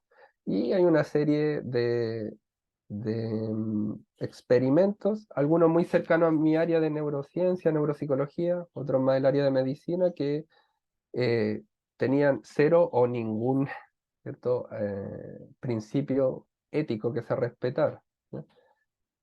muchos de esos, algunos crímenes derechamente, o otros pequeños errores que afectaban, que aumentaban, o sea, había mucho más riesgo y ningún beneficio, muchos de los mismos profesionales se afirmaron con la idea de que no existe un principio que los dirija. ¿Sí? Ahora, muchos otros decían como, ¿acaso necesito que en un papel esté escrito el principio para hacer lo correcto?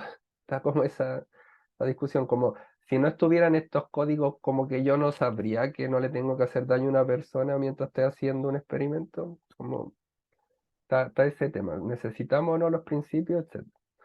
Todo esto, si uno se va a cualquier comité de ética de cualquier universidad, están estas pautas. ¿Ya? Yo esta de acá la saqué de una universidad que ahora no voy a mencionar, pero en cualquier universidad todos estos códigos, principios, informes están. ¿Ya? Siendo uno de los más utilizados el que está aquí, ¿cierto? De SIOMS y la OMS. Parece que alguien, no sé si quería comentar algo. ¿Me escucha o no? Ahí escuché, sí. Sí, Correcto. hola, buenas tardes. Eso que Ah, estaba diciendo usted tiene un poco que ver con esos principios como de justicia, claro. de como autonomía, no maleficencia o por ahí. Esos mismos son, sí, son los de la bioética. Claro, son esos los tres principales, como respetar la libertad, el tema de... Ahí también hay autonomía, libertad, son como conceptos que muchas veces hay que aclararlos, es parte de la ética. O la igualdad, equidad, que también no sería lo mismo como igualdad o equidad, pero que la lógica es que las personas que tienen menos de alguna característica, porque ese tener menos, a veces, cuando uno discute este tema de equidad, el tener menos, uno debe elegir qué característica, como económica, educación, por nacionalidad, por género, como qué significa tener menos de algo. Y si alguien tiene menos de algo, se le da menos carga. Y si tiene más, entonces ahí a él sí le damos más carga.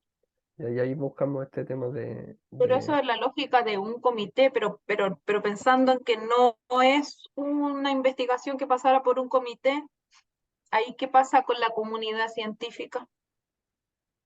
que no pasa por comité, se refiere como una investigación teórica.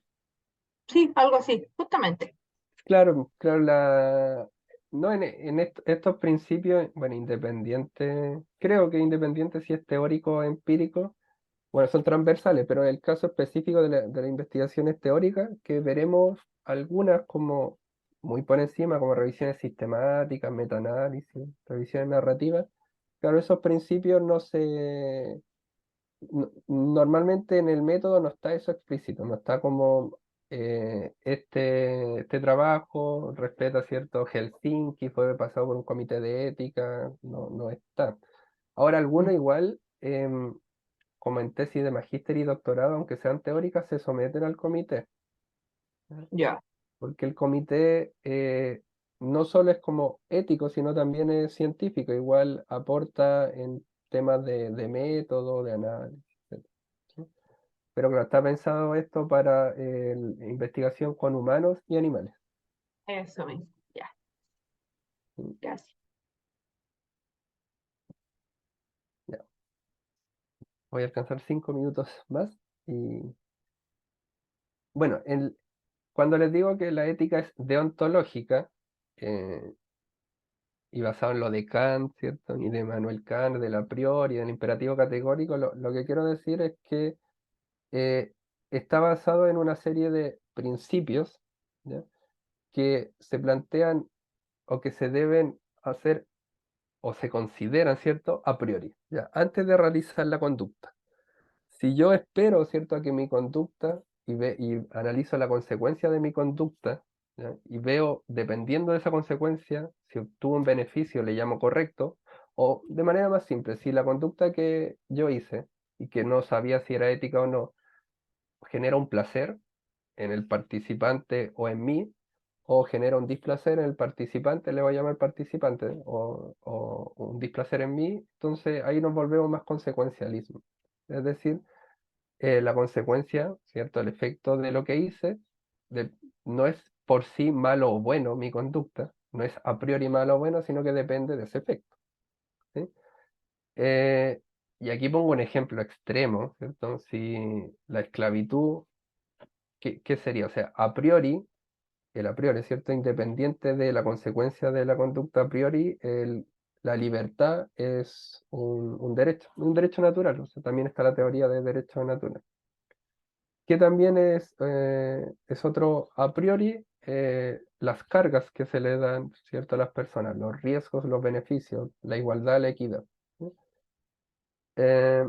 Y el otro, ¿cierto? Es la beneficencia y la no maleficencia, ¿cierto?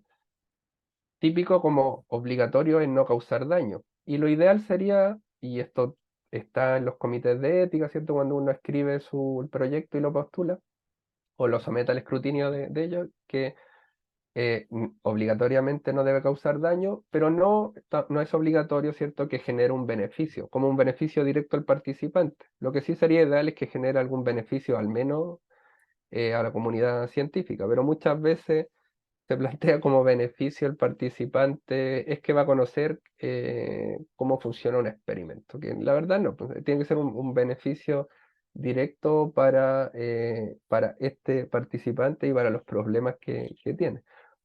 Ahora, en todo, bueno, y la virtud son una serie de valores, ¿cierto? Que uno, incluso son de carácter o de rasgos, ya esto tiene que ver con algo, porque la deontología es externa, o sea, alguien nos dice, ¿cierto? Informes, comités nos dicen cuál es la mejor forma de actuar, ¿sí? En cambio, la virtud son una serie de valores, de rasgos, de características, que también tienen su lado cultural, pero son más bien internos. Honestidad, orgullo, amabilidad, ingenio, amistad, etc. Y entonces, hay bastantes teorías de la ética o sobre la ética, y estas tres suelen resumir bastante, siendo los principios, sobre todo la B, que es la deontología. ¿Ya? Eso es un poco lo que quería destacar. Y ya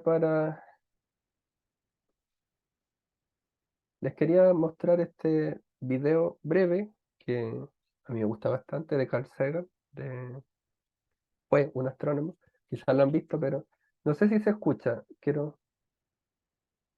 escucha eso? Todavía no. Reprodúcelos. Ya, deben ser mi audífono, quizás. Voy a otra vez. It's not that ¿Ahí se escucha? Ahora sí, pero se te queda pegado. Dale, a ver. Ahí. my feeling, Ya, ok, Charlie, is, ahí está. it's not that pseudoscience and superstition and new age so-called beliefs and fundamentalist zealotry are something new. They've been with us for as long as we've been human. But we live in an age based on science and technology with formidable technological powers.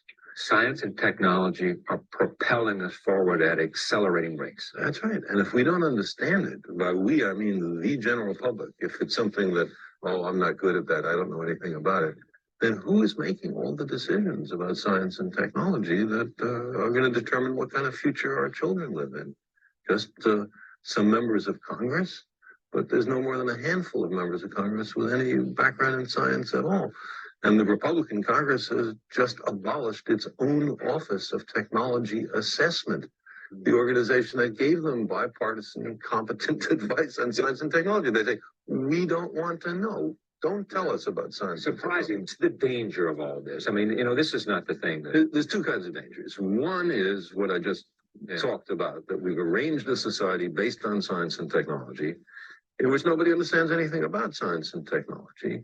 And this combustible mixture of ignorance and power, sooner or later, is going to blow up in our faces. I mean, who is running the science and technology in a democracy if the people don't know anything about it? And the second reason that I'm worried about this is that science is more than a body of knowledge. It's a way of thinking, a way of skeptically interrogating the universe with a fine understanding of human fallibility.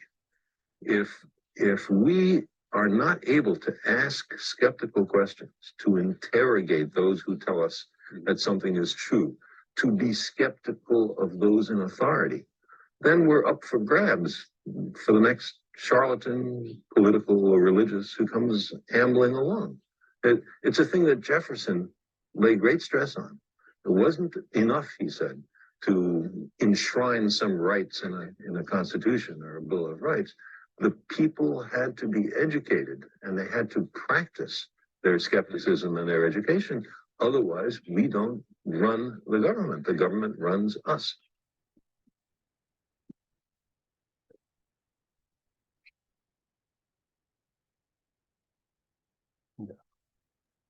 Hay una idea de Carl Sagan, y que quizás lo han escuchado, ¿cierto? Él también difundió mucho el tema de la ciencia y de la astronomía. En los momentos que me quedan, que son unos minutos, solo quería destacar estos principios y dejarle la actividad formativa, como para que lo piensen y lo podamos igual ver mañana, ¿no? Bueno, les mencioné que hay hay varios informes. Está código Nuremberg, informe Belmont, la declaración, las pautas, ¿cierto? Cada comité de ética también entrega sus propias, que no son muy diferentes, o sea, están abiertas igual si ustedes revisan diferentes comités de ética y las pautas de diferentes universidades, son muy similares como los documentos típicos que entregan y lo que hay que completar. Sobre todo el tema del consentimiento informado, que es algo como muy como solicitado, como muy de preocupación, eh, y y claramente es importante. Yo les quiero un consentimiento informado, un formato típico, incluye aquello, esto que está acá, ya la descripción del estudio y objetivos, con la relevancia, todo pensando en un lenguaje que los participantes, o sea, se adecua al participante, ¿cierto? A su, sobre todo, educación, los beneficios, los posibles riesgos y molestias, los procedimientos, hay criterios de inclusión, actividad y técnica, el costo, hay un costo de tiempo y económico, y el económico no debiera ocurrir. Ya típicamente temas de transporte y alimentación deben ser costeados por el investigador. Las compensaciones, más allá de este, comillas, pago por transporte y por comida, a eso se refiere compensaciones, como algo más. Y estas compensaciones igual tienen que ser cuidadosas en el sentido de que no haya una especie de que te está afectando la libertad o que el participante sienta que no puede decir que no quiere participar o sienta que no puede irse en cualquier momento. Eso tiene que quedar muy claro, que la participación es libre y que puede irse cuando quiera. Confidencialidad, ¿cierto? Que haremos con los datos. Esto igual lo podemos ver mañana con más detalle, pero ¿qué haremos con estos datos? ¿Cuánto tiempo? ¿Cierto? Si van a ser 5 años, si es material sensible o material biológico, quién lo va a custodiar, ¿cierto? ¿En qué lugar? ¿Ya? Cosas tan sencillas como si está en el laboratorio y se puede acceder, como que quién tiene la llave, ¿ya? ¿Quién es el investigador responsable? ¿Quiénes apoyan a este investigador y si acaso tienen acceso? Todo eso tiene que quedar claro y no solo quedar claro ahí, sino que sea real. El recuerdo de los datos, cómo se va a comunicar los resultados a los participantes y cómo pueden acceder los participantes tanto al comité de ética como al investigador responsable, en qué horario, ¿cierto? El correo, normalmente sea un correo, no como el teléfono personal. ¿Ya? Entonces, eso y que los 3 principios que ya mencionamos,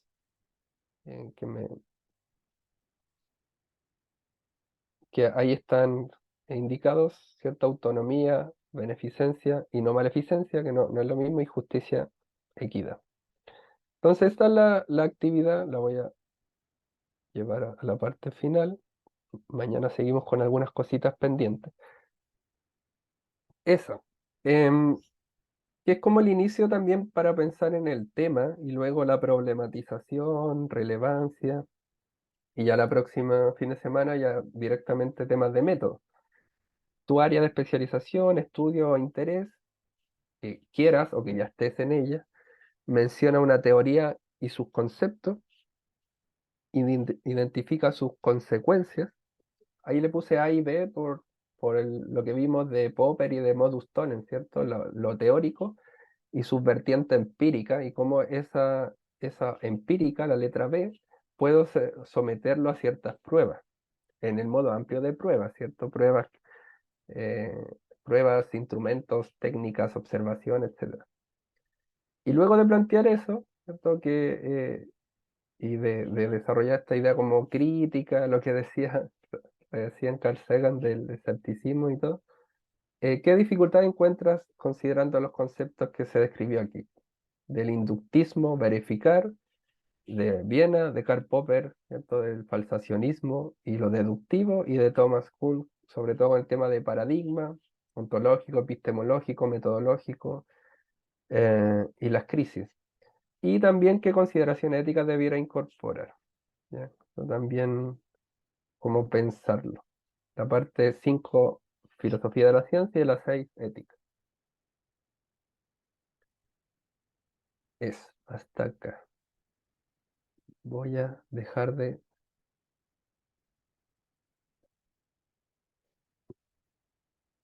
compartir y no sé, quedó. Sagan es un gran sabio, la ciencia manejada por poder palito, una bomba de tiempo. Lo dice Mónica. Sí. Y tiene buenos comentarios, bueno, sus libros también son muy entretenidos. Perfecto, No, gracias Francisco, gracias colegas. Vamos a enviarles otro link un ratito más para la conexión del día de mañana. Comenzamos a las 9 con la segunda jornada. Ujú. vale, Eso, que estén bien, nos vemos mañana. gracias. Un dato al margen, aquellos que se inscribieron y no están en la lista de invitación porque son correo UNAP y tengan correo externo, escríbanme a mí, alexperez@unap.cl, y yo les reenvío el link de conexión del día de mañana. ¿Ok? Porque hay correo externo, entonces les repito, aleperez@unap.cl, y yo les reenvío el link que va a mandar el vicerrector. ¿Ya? Ok, Buenas tardes. buenas tardes. Gracias. Buenas tardes. Gracias. Muchas gracias. Buenas tardes. Nos vemos.